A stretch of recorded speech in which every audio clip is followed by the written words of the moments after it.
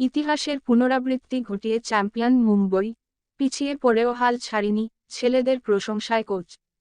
Video শুরু করার আগে আমাদের চ্যানেলটি সাবস্ক্রাইব করে, ভিডিওটিতে লাইক শেয়ার কমেন্ট করে আমাদের সাথেই থাকুন। ইতিহাসের পুনরাবৃত্তি হয়, কখনো সে ফিরে এসে আনন্দে ভরিয়ে দেয়, তো কখনো গভীর শোকে আচ্ছন্ন করে। শনিবারের যুবভারতীতেও ফিরল ইতিহাস, যা সবুজ মেরুন সমর্থকদের ক্ষতবিক্ষত করে দিল। 3 বছর আগের ক্ষতে যেন নতুন করে নুন ছিটিয়ে দিল মুম্বই।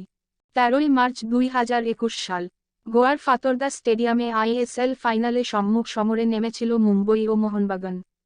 সেবার 18 মিনিটে উইলিয়ামসের গোলে এগিয়ে গিয়েছিলেন হাবাসের ছেলেরা, কিন্তু জোড়া গোল করে ট্রফি ঘরে তুলেছিল লোবেরার দল। কার্টু 4 মে 2024। এবার দুই দল ফাইনালে মুখোমুখি যুবভারতীতে।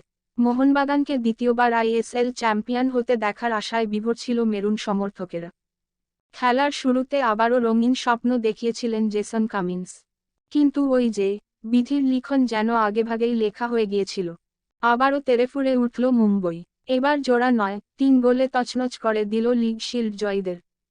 এই হাবাস বাহিনীর কাছে পরাস্ত হয়েই যে লিগ শিল্ড হাতছাড়া হয়েছিল, তাই মধুর প্রতিশোধ নিয়েই সেই জ্বালা মেটালেন ক্রাটকিরা। আর তপ্ত যুবভারতীতে ছাংতেদের উচ্ছ্বাসের আগুনে আরও একবার জ্বলেপুড়ে ছারখার হয়ে গেল মোহনবাগানের কাপ জয়ের স্বপ্ন। ম্যাচ শুরুর আগেই ক্রাটকি জোর গলায় বলে দিয়েছিলেন, যুবভারতীর শব্দব্রহ্মকে নিশ্চুপ করানোর লক্ষ্যেই মাঠে নামবে মুম্বই। হলো তাই।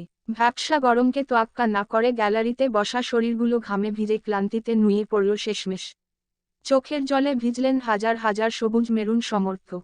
তারা যে এদিন ধরেই নিয়েছিলেন, দুরন্ত ফর্মে থাকা এই মোহনবাগানকে হারায় সাধ্যকার। কিন্তু সব বিশ্বাস আর প্রার্থনায় জল ঢেলে অসাধ্য সাধন করল মুম্বই।